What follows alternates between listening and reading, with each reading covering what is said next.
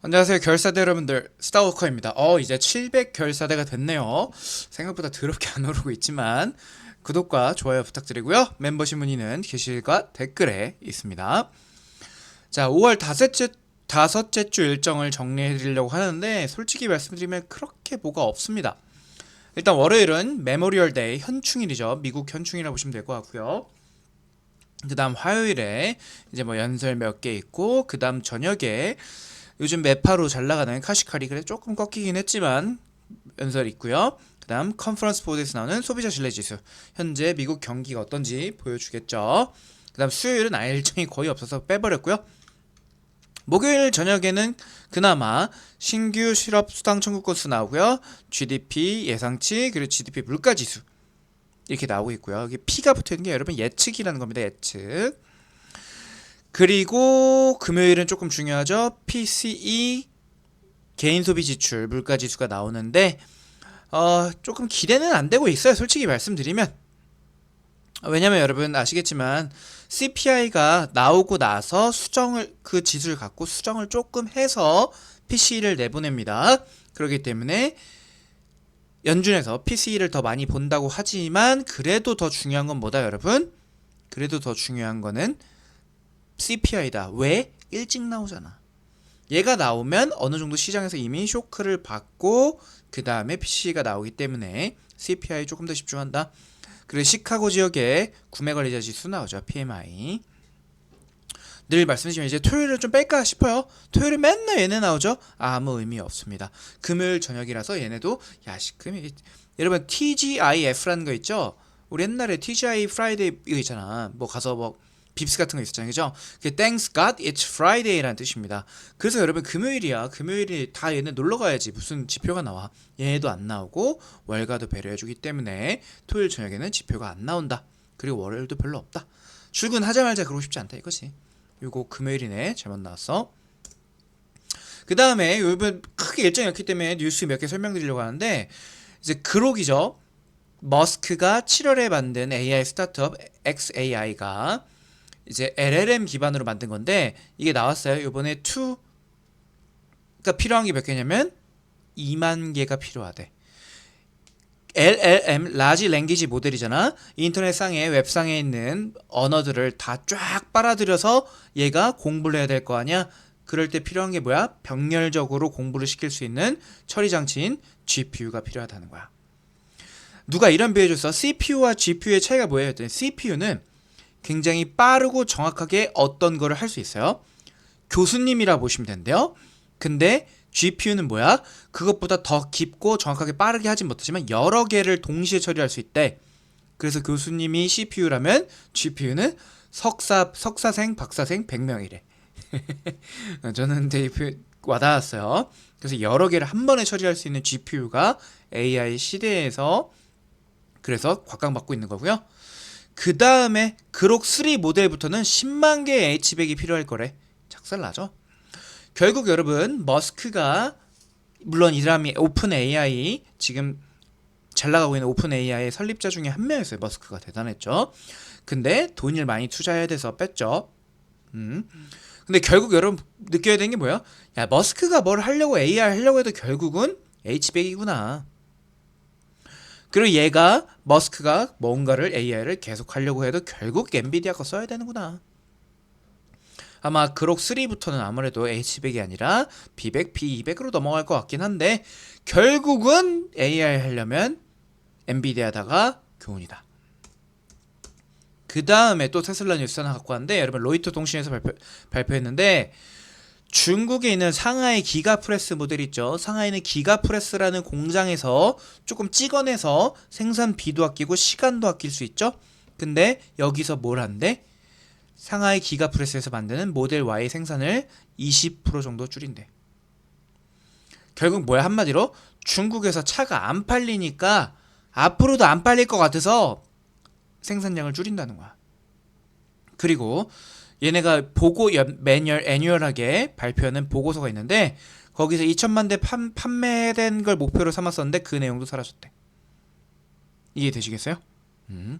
그래서 이제 테슬라의 사업 초점이 전기차 판매였는데 이제 로보택시로 옮겨가고 있대요.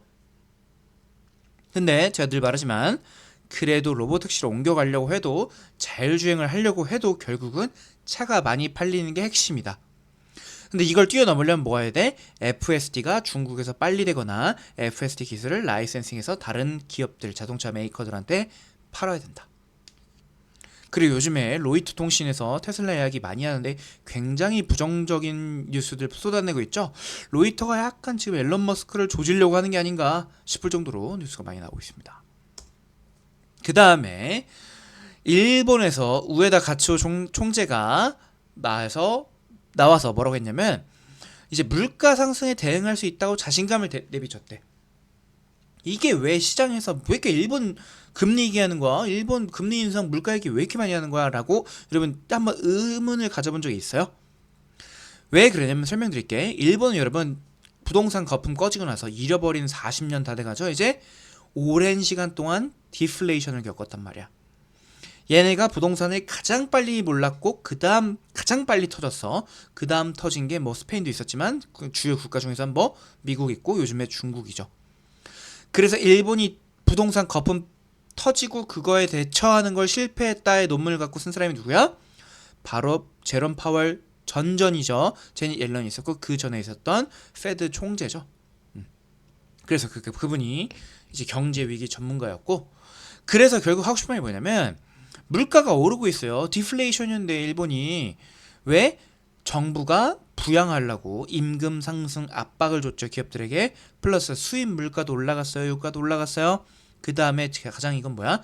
코로나 이후로 유동성을 많이 풀었기 때문이야. 근데 결론은 정부가 물가를 올리려고 했다. 디플레이션에서 벗어나려고 노력했다는 게 지금까지 최근은 아베 정부 이후로 아베노믹스 이후로 계속 일본 정부의 어떤 보면 기조였는데 최근 바뀌고 있다는 거죠. 물가가 올랐다, 인플레가 왔다. 결국 뭐야? 얘네도 언젠가 기준금리를 올릴 수 있다는 거야. BOJ, 뱅크 오브 재팬, 일본은행. 아시겠죠? 그래서 결국 얘네도 금리를 올릴 시기가 다가오고 있다는 건데 미국이 못 올리게 좀 누르고 있었거든. 근데 결국 많이 참았어 얘네도. 그래서 금리를 올리면 결국 엔화로 돈이 조금 들어가겠죠. 엔화 강세가 시작된다는 거야. 이해됐죠? 그 다음에 엔화 강세가 뭔 말을 뜻해? 곧 여러분 이렇게 받아들이셔도 돼. 달러화의 약세라고 받아들여도 큰 문제가 없다. 전세계 기축통화 승위가 어떻게 돼? 물론 미국 달러가 1등이야. 그 다음 뭐야? 중국이야? 경제는 중국이잖아. 중국 위안 아무도 안 씁니다 여러분. 개무시당합니다. 왜? 못 믿거든. 공산주의 정부를 어떻게 믿어요. 두 번째가 엔화, 세 번째가 유로화. 이렇게 되겠다. 그래서 얘네가 올리면 유로화나 달러화가 약세가 될 수 있기 때문에 전 세계 국가들이 엔화가 어떻게 되고 얘네 물가 어떻고 기준금리 어떻고 그래서 이게 이슈가 많이 되는 거야. 여기까지 다 이해되셨죠? 그 다음에 결국 하고 싶은 말이 뭐냐면 여러분 이거 궁금한 거 아니야? 엔비디아 실적 잘 나왔잖아. 그래서 이거 언제까지 올라갈 것 같아?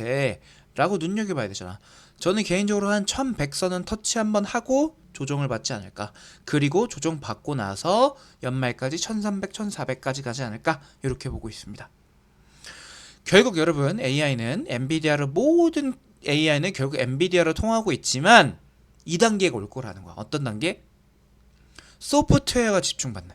엔비디아의 반도체들 GPU들 가지고 뭔가 하고 있잖아 지금. LLM 모델이라고 하잖아. 그런 것들 만들잖아. 뭐 챗GPT, 제미나이, 뭐 라마 쭉쭉쭉 나오잖아. 이거들 가지고 누가 이기는지가 결국 온다는 거야. 한마디로 뭔 얘기냐면 킬러 앱, 죽여주는 앱이라는 뜻이죠. 결국 뭐냐면 예를 들어 애플 만들었을 때 여러분 애플의 스마트폰 나왔을 때 결국 우리가 못 썼어. 결국 그거 갖고 쓰는 뭐 인스타그램, 페이스북도 마찬가지고 한국에서는 카카오톡, 해외에서는 왓츠앱 같은 거. 이런 우리 실생활에 진짜 없으면 안 되는 킬러 앱들이 나와야 돼. LLM 모델에서 지금 오픈 AI가 챗 GPT가 1등 하고 있죠. 특히 어제 무슨 뉴스냐면 구글의 제미나이는 이슬람 출신 미국 대통령이 누구야? 라고 질문했는데 버락 후세인 오바마라고 했죠. 미국인이죠? 크리스천이죠? 아마도 미들네임이 후세인이라서 그런 걸로 알고 그렇지 않았을까 추측해볼 수 있을 것 같아요. 후세인이 뭐 축복받은 자인가 뭐 이런 뜻 정도 됩니다. 제가 알기로는 되게 흔한 성이죠. 그래서 이런 치명적 오류를 범했다. 물론 여러분 챗 GPT도 개소리 많이 합니다. 근데 제가 봤을 때는 언론전에서도 챗 GPT가 앞서는 것 같아. 챗 GPT도 실수 정말 많이 하는데 별로 뉴스에 안 나오죠. 근데 제미나이는 실수하면 계속 나오죠. 좀 그런 것 같아. 그래서 결국 킬러 앱을 누가 만드냐, 요거로 초점이 옮겨가는 시점이 올 것 같아. 언제 엔비디아가 성장을 진짜 충분히 했다라고 투자자들이 여기기 시작하는 국면에서. 별로 이번 주 특별한 거 없지만 금요일 PCE 지표가 어찌 나오나 중요하다. 결국 여러분 PC가 잘 나오면 당연히 올라갈 거예요. 근데 이렇다 해도 제가 봤을 때 크게 급등이 바로 나오진 않을 것 같고 슬슬 오를 것 같아요. 제가 봤을 때 지금 큰 뭔가 드릴 인사이트는 요 정도밖에 안 된다. 그래서 이럴 때는 그냥 적당히 들고 있으면 된다. 그리고 여러분, 자 이거 드디어 업데이트했습니다. 죽여주죠? 언제부터야? 3월 며칠부터 들어왔거든요. 죽여줍니다. 왜? 우리는 엔비디아를 많이 들고 있었기 때문이야. 그래서 결국 이때 더 많이 벌기 시작했다. 합치면 40, 50, 한 55% 될 것 같아요. 죽여주죠. 그래서 이런 투자를 지식뿐만 아니라 매매까지도 같이 하고 싶다면 여러분들 스타워커로 오셔라. 아시겠죠? 멤버십 문의 언제든 질문은 궁금하시면 언제든 주세요. 이상 스타워커였습니다.